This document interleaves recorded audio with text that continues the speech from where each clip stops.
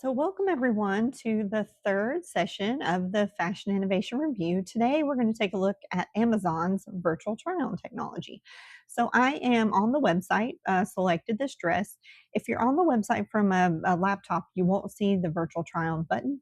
So, I'm pulling my phone over so that we can see that and go ahead and click on it.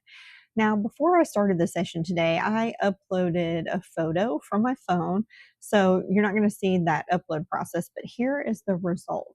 So it took my body from that photo and photoshopped or kind of pasted right that garment on top of it.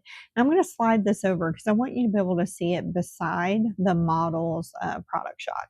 So you'll notice that it tried to mimic the position of the model's body and the way that the garment looks. I'm dragging over now the photo that I uploaded from my phone. So this was one of me outside of a conference getting ready to go in.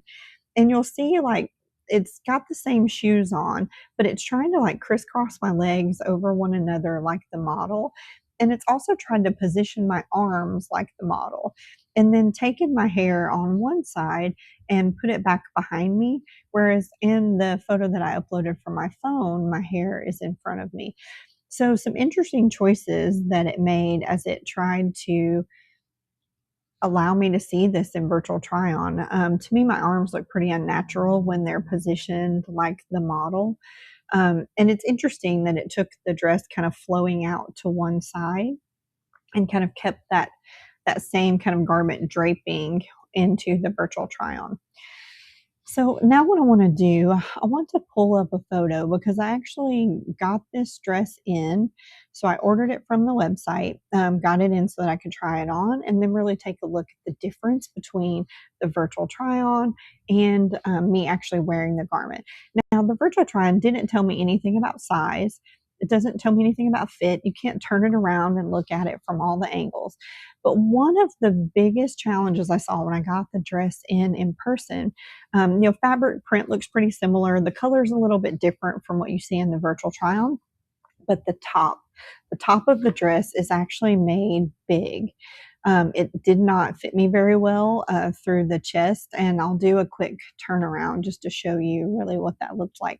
Lots of extra fabric, not very fitted up there, which isn't obvious when you look at that virtual try on image. And then I did go ahead and record a video just showing the garment from all sides, doing a little quick turnaround here so that you can see it from every angle. But you don't have the ability to see in the virtual try on. For me, the garment's a little bit longer than what you see in virtual try on.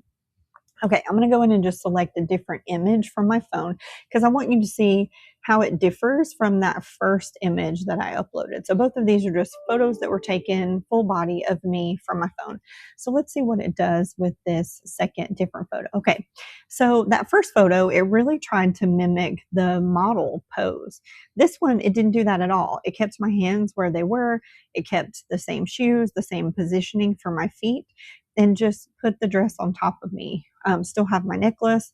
The lanyard from the conference is still there. So interesting that with two different photos uploaded from my phone, I got really different results in the outcome of the way that the virtual try on looks.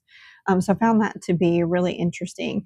It's one of those things too where with Gen AI often there's a lot of inconsistencies where you don't see the same thing from one time to another. So that was interesting. In both of these though, it doesn't tell me that the top, that chest area of this dress is going to be poorly fitted for me and not really the ideal of what I would like in terms of lots of loose fabric there.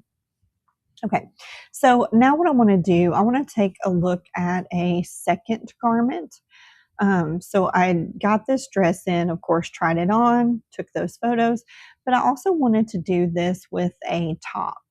So I found this sweater that also had the virtual try on button. So you see me there.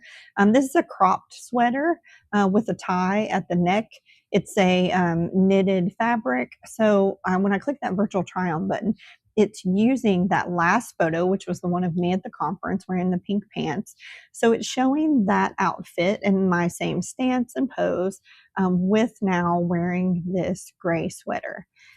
Now I want to go ahead and pull up a different image here. give that just a second so that I can drag it over, showing you. I also used that other photo of me from the conference standing outside waiting to go on stage. And I'm going to pull up the original for that too so that you can see it.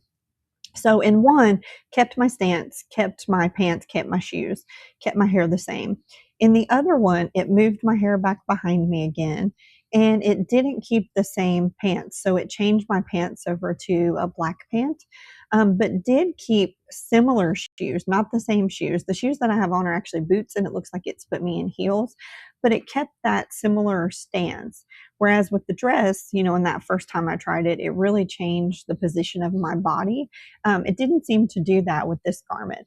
And then here's the sweater when I actually got it in. So you'll notice that the band around the bottom is actually a bit wider. The color is pretty different too. So the actual sweater, when you get it in real life, is more of a heather gray. And of course, in the virtual try on, you have this beautiful bow that's like tied perfectly and sticking out straight to the sides, which with this fabric, that's not what happens at all, right? It drapes down. And then the ties are actually a little bit shorter than what you see in the virtual try on itself. So some key differences between the two in real life versus what you see in virtual try on. I hope that you have enjoyed this quick look at Amazon's virtual try on tool.